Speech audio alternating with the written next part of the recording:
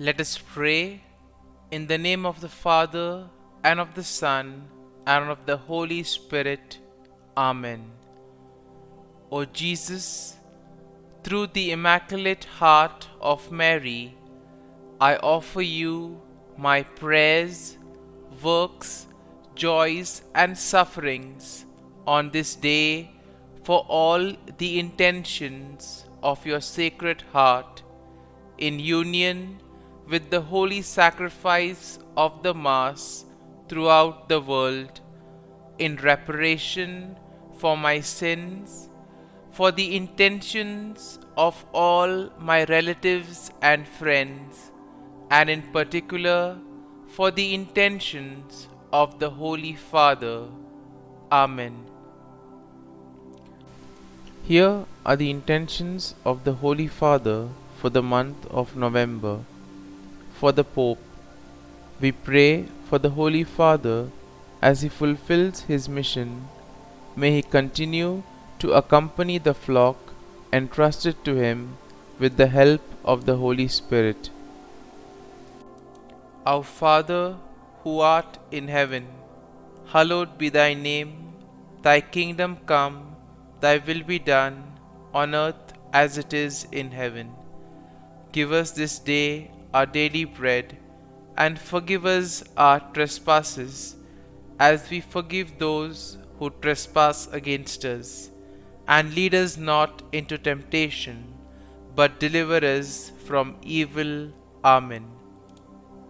Hail Mary, full of grace, the Lord is with you. Blessed are you amongst women, and blessed is the fruit of thy womb, Jesus. Holy Mary, Mother of God, pray for us sinners, now and at the hour of our death. Amen. Glory be to the Father, and to the Son, and to the Holy Spirit, as it was in the beginning, is now, and ever shall be, world without end. Amen. My dear friends, as we spend this time with the Lord, as we begin a new day, let us ask the Lord to give us all the graces that we may require for this day. Today may be a day where we may have to face a lot of challenges. There may be some unfinished work which needs to be completed. And for all this, we need the grace of the Lord. We need strength. We need confidence. And therefore, Lord, as we spend this time with you, we ask you to give us the graces that we require. Also give us the patience that we may need, so that whatever task we do today, it may be done according to your will. You always have a plan for us, and everything, whatever happens, is according to your plan. Lord, today help us to realize the plan that you have for us. My dear friends, on many occasions, we forget to thank the Lord for all the things that He does for us. Sometimes it could be because we are caught up with our activities because of our busy schedule. On other occasions, it could be because we do not recognize the Lord working in our lives through these activities. And therefore today, as we begin today's morning prayer, let us begin on this note by asking the Lord, Lord, help us to see your works, to see your hand in the various activities of our lives. And therefore, let us begin by thanking the Lord for all the graces that we have received right from the time of our birth till now, and for all the graces that we will continue to receive in the future. Lord, first and foremost, we thank you for the gift of life. We thank you for all the talents, the abilities that you have given us. And we thank you for molding us, being there with us at every step of the way. Lord, we also pray for all those who have become very much part and parcel of our life. We pray for our friends, family members, relatives, near and dear ones, and all those who play a very important role in our lives. And therefore, Lord, we ask you that bless them at every step of the way.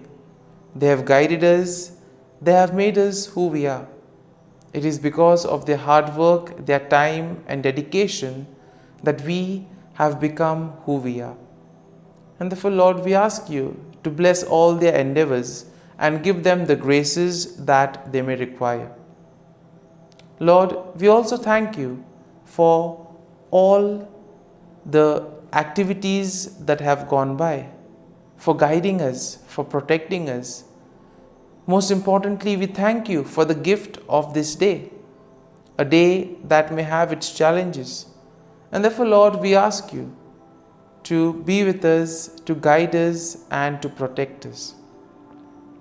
Lord, we also ask you that you be with us at every step of the way. Lord, we thank you for giving us the experiences in life. There may have been many experiences which may have been good, which we may want to cherish. But there may also be those experiences which may be very hard. But these experiences have taught us a lot in life. Therefore, Lord, we thank you for these good and not so good experiences. Lord, we thank you for every opportunity that you have given us to make use of our talents, to make use of our gifts, not only for ourselves but also for the betterment of others. And therefore, Lord, as we offer you this day, we ask that you may be present in whatever we do, in all our endeavors. And my dear friends, let us now close our eyes at this moment and let us praise the Lord for giving us the gift of another day. He has woken us up this morning. He has given us good health. He has kept us in His love. At every moment, His gaze is upon us. Our Lord never abandons us. He loves us. He is there to guide and protect us. And for all this, Lord, we thank you. We praise you and we glorify you. My dear friends, let this day be a day of joy and blessings in the name of our Lord Jesus Christ. My dear friends, today we shall reflect on Psalm 61. And as usual, we shall have a general overview of the psalm, and then we shall go into the details of the psalm. Now, Psalm 61 is a psalm of David expressing his cry for help and his trust in God's refuge and protection. And therefore, in a way, Psalm 61 can be divided into three main sections. The first section will include a plea for God's attention and assistance, and this we can find in verses 1 to 2. Now, in verses 3 to 4, we will find a declaration of trust in God's shelter and faithfulness. And then finally, in verses 5 to 8, we see that there is a vow to praise God and fulfill vows in the presence of the Lord. And therefore, we see that verse 1 begins, "Hear my cry, O God, attend to my prayer." And therefore, in this opening verse, we see that David earnestly calls out to God, seeking his attention and imploring him to listen to his cry for help. And now we'll see that this will set the tone for the psalm as a heartfelt plea for God's protection. Now, in verse 2, we see that it begins, "From the end of the earth I will cry to you. When my heart is overwhelmed, lead me to the rock that is higher than I." Here we see that David expresses his desperation and he acknowledges the fact that his overwhelmed heart is something that needs attention. Now, he recognizes his needs for God's guidance, and therefore he asks to be led to the rock, symbolizing a place of safety and security. And therefore, when he considers this whole scenario of the rock, he considers the rock to be a place or a situation that is higher and stronger than his current situation. So therefore, the rock becomes a kind of a shelter, a kind of a protection for him. Now, in our day-to-day lives, we also will realize that when things do not go according to plan, we also need some kind of refuge. We need something that will be there to give us confidence, to guide us. And similarly here, the Lord becomes the rock for David. Now in verses 3 to 4, we see, "For you have been a shelter for me, a strong tower from my enemy. I will abide in your tabernacle forever. I will trust in the shelter of your wings." And we see that here David reflects on his past experience of finding refuge and protection in God. He therefore describes God as a shelter, a strong tower, and the one who provides a safe place under his wings. Now David affirms his commitment to dwell in God's presence forever and to place his trust in his protective care. Now in verses 5 to 6, we see, "For you, O God, have heard my vows. You have given me the heritage of those who fear your name. You will prolong the king's life, his years as many generations." And here David expresses his gratitude and his confidence in God's faithfulness. He acknowledges that God has heard his vows and has granted him a share in the heritage of those who fear God's name. Therefore, David believes that God will extend his life and bless him with long-lasting kingship. And then finally in verses 7 to 8, "He shall abide before God forever. O prepare mercy and truth, which may preserve him. So I will sing praise to your name forever, for I may daily dwell and perform my vows." Here David concludes the psalm with a declaration of his intention to place God continually, to sing praises to God and to fulfill his vows. Here we see that he expresses his desire for God to prepare his journey.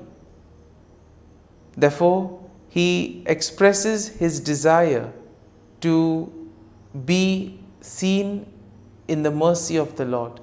And therefore here he emphasizes on the qualities of the Lord, that the Lord is merciful, that the Lord is kind. And therefore he calls upon the Lord to be there, to sustain him, to help him in these moments of trials.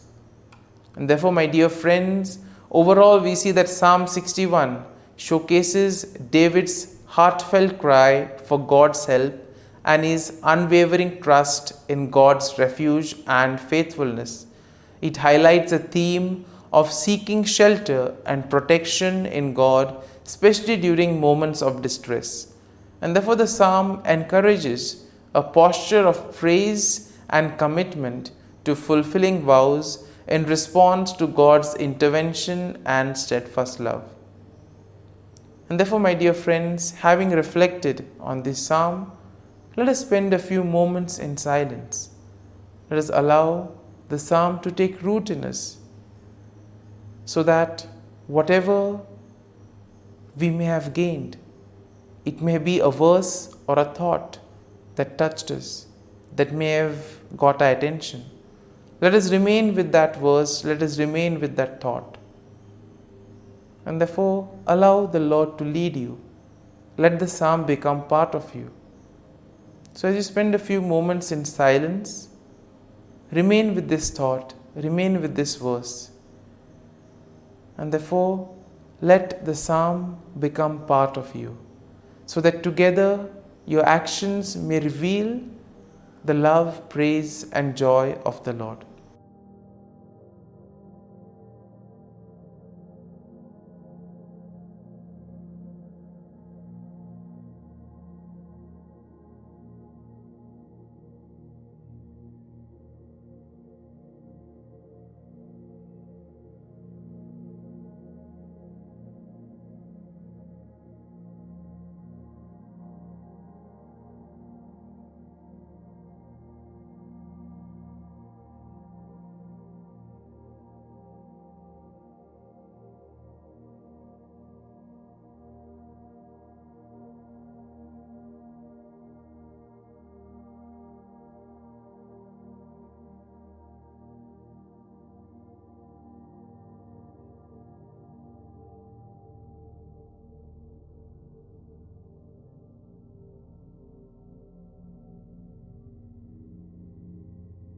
Prayer to Saint Michael the Archangel for protection. Saint Michael the Archangel, defend us in battle. Be our defense against the wickedness and snares of the devil. May God rebuke him, we humbly pray. And do thou, O Prince of the heavenly hosts, by the power of God, thrust into hell Satan and all the evil spirits who prowl about the world, seeking the ruin of souls. Amen. Act of Adoration. O Sacrament most holy, O Sacrament divine, all praise and all thanksgiving be every moment thine. Saint Gertrude Prayer for souls in purgatory. Eternal Father, I offer Thee the most precious blood of Thy divine Son, Jesus, in union with the masses said throughout the world today, for all the holy souls in purgatory, for sinners everywhere, for sinners in the universal church, those in my own home and within my family. Amen. May the divine assistance remain always with us, and may the souls of the faithful departed through the mercy of God rest in peace. Amen. Glory be to the Father, and to the Son, and to the Holy Spirit, as it was in the beginning, is now, and ever shall be, world without end. Amen.